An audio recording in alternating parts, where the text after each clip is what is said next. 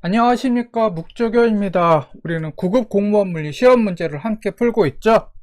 지난 시간에 이어서 이번 시간에도 2024년 6월 29일 해양경찰청에서 시행한 물리 문제를 계속 풀어보도록 하겠습니다. 15번 문제입니다. 크기가 일정하게 유지되는 용기 속에 들어있는 기체의 온도를 0도씨에서 273도로 높였습니다. 이때 기체의 압력은 몇 배가 되는지 묻는 문제죠. 자, 여러분들 이상기체 상태 방정식에 대해서 들어봤을 겁니다. 이상기체의 상태 방정식을 식으로 나타내면은 여기 나와 있듯이 PV는 nRT가 되겠죠. 여기서 P는 압력이겠고 V는 부피, N은 기체의 몰수가 되겠습니다. 그리고 R은 이제 기체 상수로 0.08이라고 주어지죠, 값이. 그리고 T는 온도인데 여기서 T 온도는 섭씨 온도가 아니라 절대 온도라는 것을 유념할 필요가 있겠고요. 절대 온도 0도는 이제 섭씨 온도로는 마이너스 273도씨가 되겠고, 또 섭씨 온도의 0도는 절대 온도로는 273켈빈이 되겠죠. 기체의 온도가 0도씨에서 273도씨로 높아졌다라고 하면은 절대 온도는 273도에서 546도로 2배 높아졌다라는 것을 의미하겠습니다. 온도가 273도일 때 기체 상태 방정식을 보면은요, PV는 nRT에서 P1 곱하기 V1은 N 곱하기 R 곱하기 T1이라고 볼 수 있겠고, 온도가 546도씨일 때 이상기체의 상태 방정식을 보면은 P2V2는 nRT2가 되겠습니다. 문제에서 부피는 일정하다라고 얘기를 했으니까 V1과 V2는 이제 V로 일정하겠고요. 그러면 P1, V1은 또 P1 곱하기 V가 되겠고, 이것은 다시 N 곱하기 R 곱하기 T1으로 고쳐 쓸 수가 있습니다. 그럼 이 식에서 우리는 V를 구할 수가 있는데, 각 V는 P1분의 NR T1이라고 우리가 구할 수가 있죠. 이 관계식을 가지고서 P2V2는 nRT2에 대입해서 정리를 하면은요, P2V는 nRT2에서 어떻게 돼요? P2는 P1 곱하기 T1분의 T2가 됩니다. 그럼 계산하면은 T2는 546켈빈이고 T1은 273켈빈이잖아요. 그럼 보면은 T2는 이제 T1의 2배라는 것을 우리는 알 수 있으니까 T2는 ET1이라고 쓸 수가 있고요. 그럼 P2는 P1 곱하기 T1분의 ET1이 돼서 P2는 P1의 2배라는 것을 우리는 계산을 통해서 알 수 있게 됩니다. 즉, 온도가 2배 상승하면 부피가 일정할 때 압력은 2배가 된다라는 소리가 되겠죠. 그럼 문제에서의 답은 어떻게 될까요? 1번이 되겠죠. 2배라고 쓴 1번이 답이 되겠습니다. 16번 문제 보도록 하겠습니다. 반지름이 20m인 커브길을 10m/s의 속력으로 달리는 버스가 있습니다. 그 안에 질량이 60kg인 탑승자가 있는데요. 그 사람이 받는 원심력과 가장 가까운 크기를 구하는 문제가 되겠습니다. 여러분들이 이제 학교 수업 시간에 배워서 알겠지만 원심력은 이제 관성력입니다. 원심력은 회전운동하는 시스템 위에 놓여있는 물체가 느끼는 이제 관성력이거든요. 만약에 민지라는 학생이 회전 그네를 타고 있으면 민지는 밖으로 밀려나는 듯한 힘을 느끼게 될 텐데요. 이를 원심력이라고 하죠. 실제로는 원운동하는 물체에는 구심력이 작용하고 구심력과 구심가속도는 원의 중심을 향하고 있습니다. 커브길을 달리는 버스 안에 있는 사람은 이제 몸이 밖으로 밀려나는 것 같은 원심력을 느끼죠. 하지만 실제로는 이 사람에게는 구심력이 작용하고요. 구심력의 방향은 원운동하는 원의 중심이 되겠습니다. 그러면 문제에서는 원심력을 구하라고 했지만 실제로 우리가 구하는 것은 이제 구심력이 되겠죠. 구심력 F는 여기 나와 있듯이 질량 M 곱하기 반지름 R분의 속도 V제곱으로 정의가 되니까 문제에서 주어진 값을 이 관계식에 대입해서 계산을 하면은요, 우리는 300N이라는 값을 얻게 됩니다. 그러면 질량이 60kg인 탑승자가 받는 원심력의 크기는 300N이라는 소리가 되겠고, 그럼 원심력과 가장 가까운 크기를 쓴 보기는 3번이 되겠죠. 3번엔 300N이 이제 답이 되겠습니다. 다음 문제 보도록 하겠습니다. 다음 그림은 열 효율이 0.25인 카르노 열기관이 절대온도 T1의 고열원에서 Q1의 열을 흡수해서 W의 일을 하고요. 절대온도 T2의 저열원으로 Q2의 열을 방출하는 것을 나타낸 것입니다. Q2가 3Q이고 T1이 4T일 때 이제 Q1과 T2의 값을 구하는 문제가 되겠죠. 그래서 Q2와 T1이 주어졌을 때 나머지 Q1과 T2를 구하라는 소리가 되겠죠. 열기관이 뭔지 여러분들 아시죠? 쉽게 말해서 이제 자동차나 기차, 디젤 기차 같은 경우 그런 내연기관이 이제 열기관이 되겠고, 증기기관도 이제 외연기관으로서 열기관이 되겠습니다. 그러면 자동차나 디젤 기관차, 증기기관차의 특징을 보면요, 열을 흡수해가지고 높은 열을 이용해서 이제 일을 하는 장치잖아요. 그래서 열기관을 뭐라고 하느냐 하면은요, 높은 열을 흡수해서 그 열을 이용해 일을 하는 기관을 열기관이라고 우리는 정의를 하고 있습니다. 열기관이 흡수한 열 Q1이 외부에 대해 얼마만큼의 일을 했는지를 비율로 나타낸 게 열 효율이 되겠고요. 열 효율을 어떻게 구하느냐 하면은요, 열 효율 E는 흡수한 열분의 한 일로 이렇게 정의가 됩니다. 그러면 이것은 1-Q1분의 Q2로 쓸 수가 있죠. 여기서 Q2는 Q1이 W의 일을 하고 남은 열을 말합니다.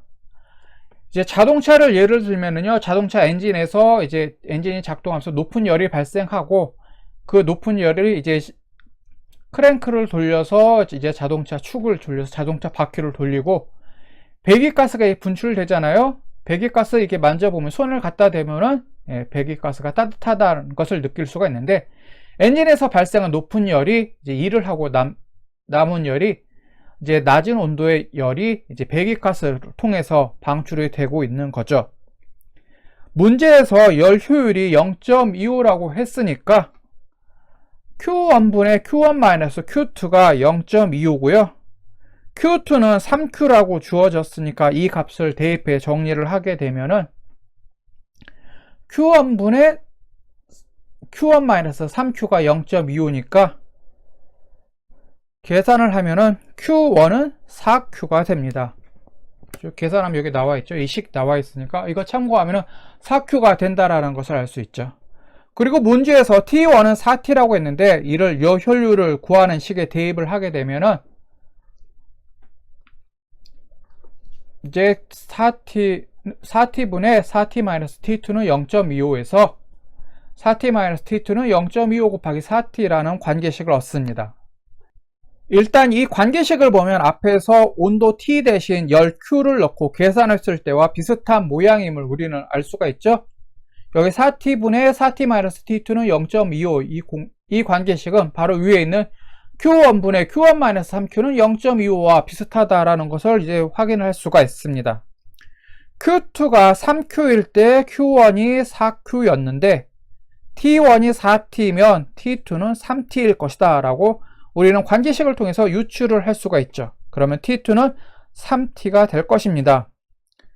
정말 그런지 계산을 해보면은 T2는 4T-T가 되고 이것은 3T라는 값을 얻죠.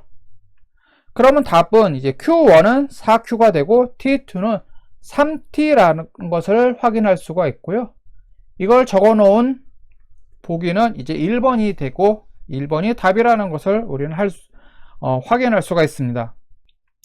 문제를 풀 시간이 이제 빠듯하다 하면은요, 4T분의 4T-T2는 0.25라는 관계식에서 곧바로 T2는 3T다 라고 값을 유추하면은요, 시간이 빠듯할 때 이것을 통해서 값을 구할 수가 있지만 이렇게 값을 구하면은 이제 출제자가 문제 중간에 함정을 파놨을 때 함정에 빠질 위험이 있습니다. 이미 여러분들이 잘 알고 있는 상식이긴 해도요, 문제를 풀 때 시간 배분을 잘해서 이제 시간에 쫓겨서 함정에 빠지는 일이 없도록 해야 되겠죠. 그럼에도 불구하고 이제 시간이 촉박하게 됐으면은 4t분의 4t-t2는 0.25에서 곧바로 t2는 3t라는 값을 얻고 이것을 이제 이 값이 나와 있는 보기를 고르면 되겠습니다. 자, 18번 문제 보도록 하겠습니다. 20m/s의 속도로 날아가는 질량 2kg 물체를 0.02초 동안 정지시키고자 하려고 해요. 이때 필요한 힘의 크기가 얼마인지 묻는 문제입니다. 단 이제 공기 저항은 이때 무시하도록 하겠습니다. 프랑스의 철학자 데카르트라고 들어보셨죠? 이 데카르트는 이제 철학자일 뿐만이 아니라 물리학자이기도 했는데요. 데카르트는 이제 물체가 운동할 때 물체의 양은 물체의 질량과 속도의 곱으로 나타난다라고 보고요. 이를 운동량이라고 했습니다.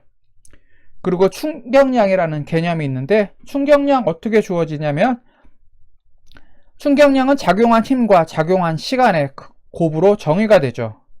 그래서 충격량 I는 F 곱하기 T로 쓰고 있습니다.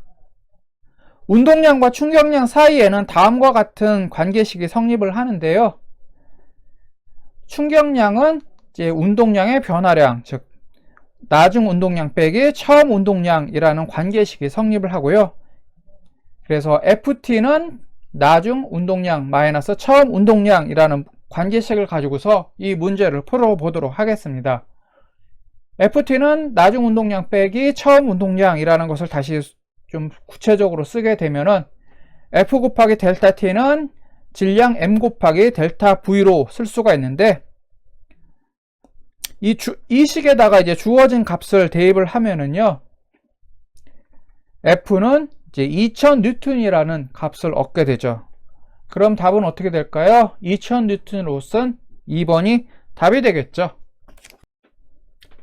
자, 19번 문제 보도록 하겠습니다. 그림과 같은 이제 전기 회로가 있습니다. 이때 저항 B에 흐르는 전류의 크기를 묻는 문제가 되겠고요. 저항 B를 보니까 저항 B의 크기는 15ohm으로 이제 나와 있죠. 저항이 직렬과 병렬로 연결된 회로가 있을 때는 먼저 이제 오음의 법칙을 생각해 볼 필요가 있겠죠. 그리고 오음의 법칙은 여러분들이 알고 있는 것처럼 전압 V는 전류 I 곱하기 저항 R로 정의가 되고요. 이걸 살짝 번영하면은 전류 I는 저항 R분의 V로 나타나는 게 바로 오음의 법칙이 되겠습니다. 저항이 직렬로 연결됐을 때는 전체 전류는 저항을 통과했을 때의 전류의 크기가 같으니까요. 저항이 직렬로 연결됐을 때 이제 전류의 크기는 전체 전류의 크기하고 첫 번째 저항을 지났을 때의 전류의 크기하고 두 번째 저항을 통과했을 때의 전류의 크기가 서로 같습니다. 그래서 전체 전류 I는 I1과 같고 이는 또 I2와 같다라는 관계식이 성립하고요. 전압은 각 저항을 통과할 때마다 전압 강화가 일어나서 전체 전압은 각 저항을 통과할 때마다 강화된 전압의 합과 같습니다. 그래서 전체 전압 V는 V1 플러스 V2 플러스 V3 쭉 이어나가는 이런 관계식이 성립이 하죠. 그러면 오음의 법칙에 의해서 전체 저항은 각 저항을 합한 값과 같을 겁니다. 이거를 이제 그림으로 설명하면은요, 저항이 이제 직렬로 연결되어 있어요. 객차처럼 여기 그림이 나와 있죠. 직렬로 쭉 연결되어 있으면 전체 저항은 각 저항을 합한 값과 같다라는 것을 우리는 이 그림을 통해서 직관적으로 알 수가 있죠. 그래서 전체 저항 R은 R1 플러스 R2 플러스 R3 이런 관계식이 성립한다라는 것을 굳이 여기 나와 있는 오음의 법칙에서 나와 있는 식에서 유도하지 않고 이 그림을 통해서 바로 직관적으로 알 수가 있습니다. 그러면 저항을 병렬로 연결했을 때는 어떨까요?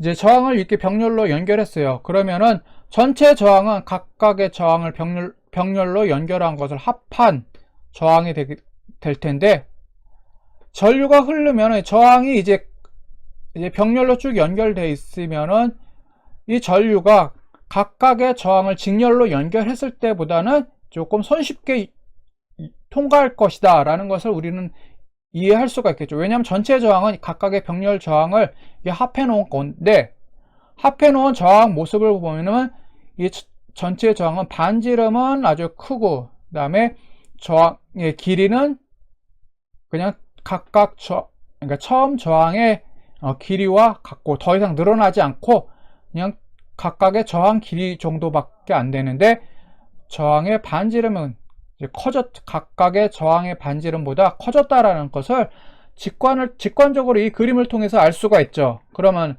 전류가 병렬로 연결된 회로를 지날 때 전체 저항의 크기는 어떤 관계식인지는 몰라도 각각의 저항의 합보다는, 각각을 합했을 보다는 이제 작을 것이다 라는 것을 이 그림을 통해서 직관적으로 알 수가 있고, 전류는 각각의 저항으로 이렇게 나눠서 들어가니까 전체 전류 값은 각각의 저항으로 나눠진 각각의 전류 값의 합과 같을 것이다 라고 우리가 이 그림을 통해서 유추해 볼 수가 있습니다.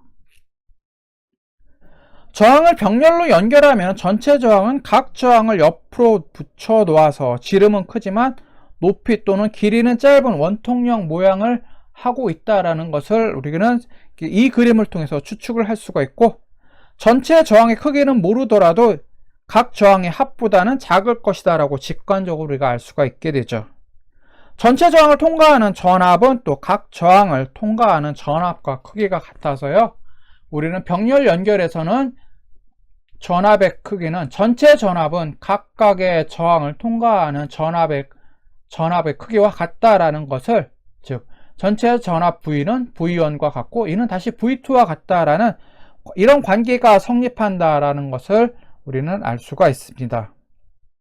전류는 직렬로 연결된 각 저항체에서는 같은 크기로 일정하게 흐르지만 병렬로 연결된 저항에 대해서는 각각에 나눠져서 전류가 흘러야 되니까 전체 전류 I는 첫 번째 저항에 흐르는 전류의 크기 I 플러스 두 번째 저항에 흐르는 전류 I2 플러스 세 번째 저항에 흐르는 전류 I3 합으로 나타난다라는 관계가 성립이 되죠.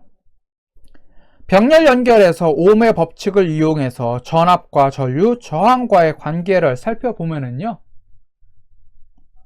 일단 전체 전류 I는 전체 저항분의 전체 전압이 되고, 이것은 R1분의 V1 플러스 R2분의 V2 이렇게 이어지거든요. 전체 전압은 각각의 저항에 걸리는 전압과 크기가 같으니까 R1분의 V1 플러스 R2분의 V2는 R1분의 V 플러스 R2분의 V 이렇게 고쳐 쓸 수가 있고요. 좌변과 우변의 전압의 크기 V는 서로 같으니까 약분하면은 이제 저항만 남게 되죠. 그래서 전체 저항 R분의 1은 R1분의 1 플러스 R2분의 1 플러스 R3분의 1 플러스 R4분의 1 쭉 이어가는 이런 관계식을 얻을 수가 있습니다. 이런 관계식을 가지고서 문제를 분석하면 전체 회로에서 전압과 저항, 전류의 관계를 얻게 되고요. 그럼 전체 전압은 40V인데 이것을 이제 직렬 연결을 생각하게 되면은요, 전체 전압 40V는 전체 전류 I 곱하기 전체 저항 R이라는 관계식을 우리는 생각할 수가 있습니다.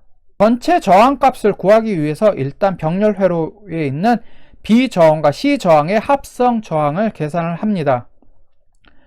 그러면 두 저항은 병렬로 연결되어 있으니까 두 저항의 합성 저항은 RB분의 1 더하기 RC분의 1로 해서, 이것은 B 저항은 15ohm이고 C 저항 역시 15ohm이니까 10분의 1 더하기 10분의 1 하게 되면은 B 저항과 C 저항의 합성 저항 RBC는 5ohm이라는 것을 계산을 통해서 얻을 수가 있죠.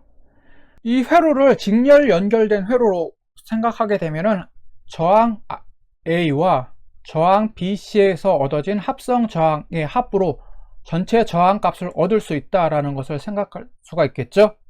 그런데 B와 C의 합성 저항값은 5ohm이다 라는 것을 방금 계산을 통해서 구했습니다. 그러면 전체 저항값은 어떻게 될까요? 저항 A와 그 다음에 저항 B와 C의 합성 저항 BC의 값을 합한 값이 이제 전체 저항 값이 되겠죠. 계산하면은 25ohm이 되겠고, 그러면은 이 회로에서 전체 전압 40V와 전체 저항값 25ohm을 구했으니까 이 회로의 전체적인 전류 I 값을 구할 수가 있겠죠. 그 값은 V는 IR이라는 관계식을 통해서 전류는 2A 다라는 것을 이제 계산을 통해서 얻을 수가 있습니다. 2A의 전류는 저항 A와 그다음에 저항 BC의 분기점에서 2A의 크기로 일정하게 흐르고 있고, 이제 병렬 회로인 BC와 만났을 BC의 분기점에서 2A의 전류 크기가 나눠지게 되겠죠. 그런데 저항 B에 있는 값과 그다음에 저항 C의 값은 똑같이 15ohm입니다. 그림을 보면은요. 그럼 전류는 똑같이 반반씩 나눠져서 흐른다고 볼 수가 있겠죠. 저항 B에 흐르는 전류는 2A의 전류인 1A 다라고 우리는 볼 수가 있습니다. 전체 전압 40V는 저항 A를 지나면서 30V의 전압 강화가 일어나 이제 BC 분기점에서 전압의 크기는 10V가 되겠죠. 그러면 저항 B에는 IB는 RB분의 VB라는 관계식이 성립하게 되겠고, 여기에다가 우리가 알고 있는 값을 대입해서 계산하면은 저항 B에 흐르는 IB는 1A라는 값을 얻습니다. 그러면 답은 어떻게 될까요? 1A가 되겠죠. 자, 20번 문제 보도록 하겠습니다. 광전 효과에서 튀어나오는 광전자의 최대 운동 에너지를 증가시키는 방법으로 이제 가장 옳지 않는 것을 고르는 문제가 되겠습니다. 먼저 광전 효과란 무엇인지 살펴보면은요. 금속판의 일정한 진동수보다 큰 진동수의 빛을 비추면 금속 표면에서 전자가 튀어나오는 현상을 이제 광전 효과라고 합니다. 진동수가 F인 빛을 금속판에 비췄을 때 튀어나오는 광전자 한 개의 최대 운동 에너지는 어떻게 정의되느냐 하면은요.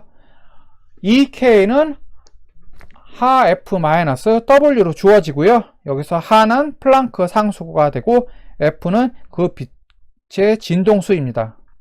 W는 일함수로 이제 금속이 갖고 있는 고유한 내부 속박 에너지가 되겠습니다. 그리고 광속력 C는 진동수 F와 파장 람다의 곱으로 주어지죠. 그러면 광속력 C는 진동수 F 곱하기 람다라는 관계식에서 진동수 F는 람다분의 C가 되겠죠. 그럼 운동에너지 EK는 이제 하 곱하기 람다분의 C 마이너스 W로 고쳐 쓸 수가 있을 겁니다. 그리고 광전 효과는 특정 진동수보다 큰 빛을 금속 표면에 비추었을 때 일어나는 현상이잖아요. 특정한 진동수, 즉 한 개 진동수보다 작은 빛을 비추게 되면 아무리 강한 빛을 비춰도 광전 효과는 일어나지 않습니다. 이를 바탕으로 해서 보기를 하나씩 살펴보면요. 1번에서 입사광의 진동수를 증가시키면은 EK는 하 곱하기 F-W에서 F의 크기가 커지게 되니까 운동에너지 EK의 크기 역시 커지게 될 겁니다. 또 4번을 보면은 입사광이 파장을 짧게 하게 되면은 EK는 하 곱하기 람다분의 C에서 분모가 작아지니까 전체적인 EK의 크기는 커지게 되겠죠. 그리고 상식적으로 생각했을 때 파장의 가장 짧은 빛은 감마선이고 그 다음으로 짧은 빛은 X선이잖아요. 금속 표면에 X선이나 감마선을 비출 때 튀어나오는 광전자의 운동에너지가 자외선 등을 비췄을 때의 튀어나오는 광전자의 운동에너지보다 클 것이다 라고 우리는 짐작할 수가 있을 겁니다. 광전 효과에는 정지전압이라는 게 있는데 이는 전류의 세기가 0이 되는 전압으로 광전자 한 개가 갖는 최대 운동 에너지의 비례를 합니다. 전압을 높이면 광전자의 최대 운동 에너지 역시 커지게 되죠. 하지만 최대 운동 에너지는 빛의 세기와는 무관합니다. 아무리 강한 빛을 비춰도 광전자의 운동 에너지는 증가하지 않게 되죠. 운동 에너지는 진동수와 파장, 정지 전압과 관계하기 때문입니다. 그 대신 빛의 세기를 크게 하면 금속 표면에서 튀어나오는 광전자 수가 늘어나서 광전류가 증가하게 됩니다. 그럼 옳지 않은 설명을 한 것은 1, 2, 3, 4번 중에서는 3번이 되겠고, 이제 3번 입사광의 세기를 증가시키면 이제 광전자의 운동 에너지가 증가할 것이다 라고 설명한 게 이제 가장 옳지 않는 설명이 되겠죠. 이렇게 해서 2024년 6월 29일에 해양경찰청에서 시행한 9급 공무원 물리 문제를 모두 풀어봤습니다. 긴 시간 함께 문제 풀어보느라고 수고하셨고요. 다음 시간에는 또 다른 문제를 가지고서 여러분들과 함께 문제를 풀어보도록 하겠습니다.